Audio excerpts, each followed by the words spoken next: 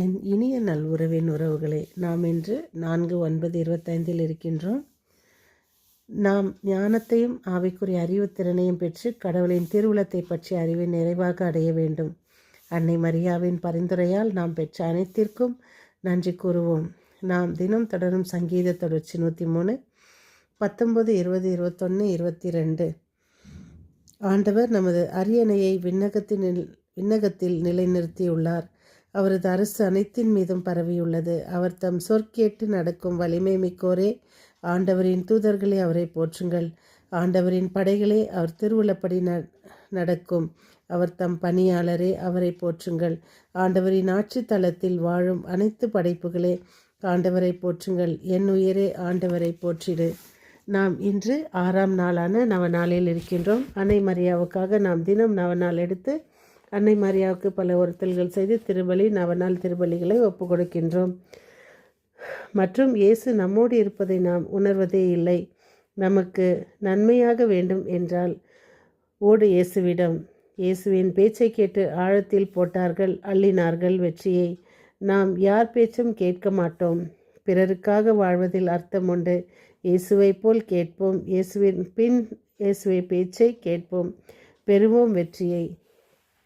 இன்றைய வாசகம் கொலோசியர் 1:9-14. நற்செய்தியை ஏற்றுக்கொண்ட நாள் முதல் தவறாமல் இறைவனிடம் வேண்டி ஆவிக்குரிய அறிவுத்திறனையும் பெற்று வருகின்றோம். இன்றைய தூய நற்செய்தி வாசகம் லூகாஸ் 5:1-11. இயேசு கரையில் நின்று கொண்டிருந்த பொழுது இரவெல்லாம் அவர்கள் மீன் தேடியும் கிடைக்காமல், அதை நல்ல எக்ஸ்பர்ட்ஸ் அவங்களாம் இருந்த போதிலும் இயேசுவை அணுகி, இயேசு ஆழத்தில் தள்ளி கொண்டு போய் மீனை பிடிக்க உங்கள் வலைகளை போடுங்கள் என்றார். அதன் மறுமொழியாக, ஐயா, இரவு முழுவதும் பாடுபட்டு உழைத்தோம், ஒன்றுமே கிடைக்கவில்லை என்று. ஆயினும் சொற்படியே வலைகளை போடுகிறோம். ஆண்டவர் சொற்பேச்சு கேட்டால் நம்ம வேறு எந்த இதுக்கும் நம்ம கான்சென்ட்ரேட் பண்ண மாட்டோம். நமக்காக கொடுக்கப்பட்ட ஆண்டவரின் வார்த்தைகள், அவருடைய சொல் திருவிவிலியம் என்ற அந்த ஒரு தூய்மையான புத்தகத்தில் நமக்காக கொடுக்கப்பட்டுள்ளது.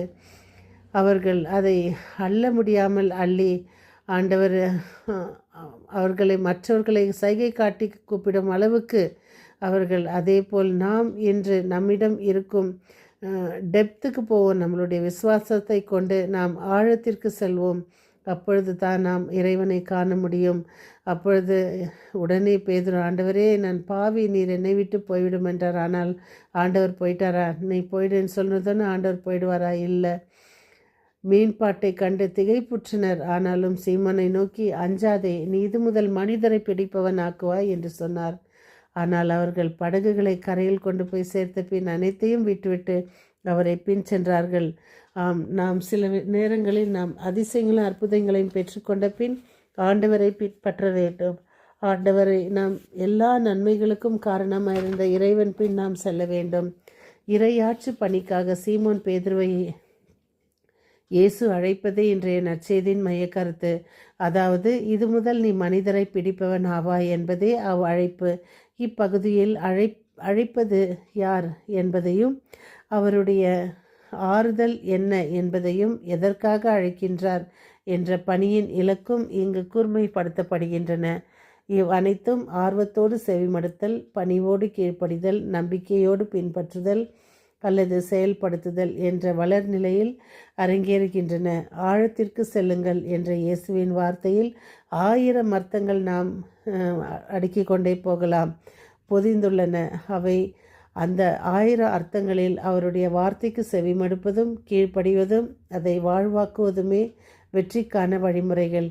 வெற்றியை சுவைக்க, மகிழ்வில் திளைக்க நாமும் நமது ஜெபத்தில், இறை உறவில், தோழமையில், நட்பில், உறவில், பணியில், ஈடுபாட்டில், சிந்தனையில், செயல்பாடுகளில் ஆழத்திற்கு செல்ல வேண்டும். இயேசுவின் பின் நாம் செல்ல வேண்டும் என்றால் இத்தனை பயன்களை நாம் அடைவோம்.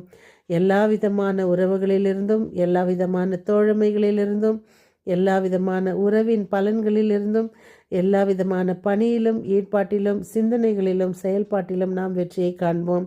ஆனால் நம்முடைய விசுவாசத்தை நாம் ஆழத்தில் போட வேண்டும்.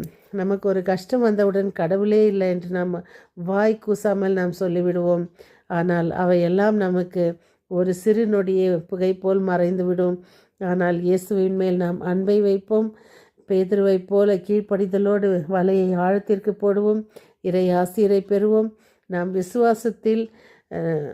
விசுவாசத்தின் ஆழத்தில் நாம் நம்மளுடைய மனதை செலுத்தி இறைவன் ஆசிரை பெற முயற்சி செய்வோம். மீண்டும் சந்திக்கும் வரை உங்கள் அன்பு தோழி.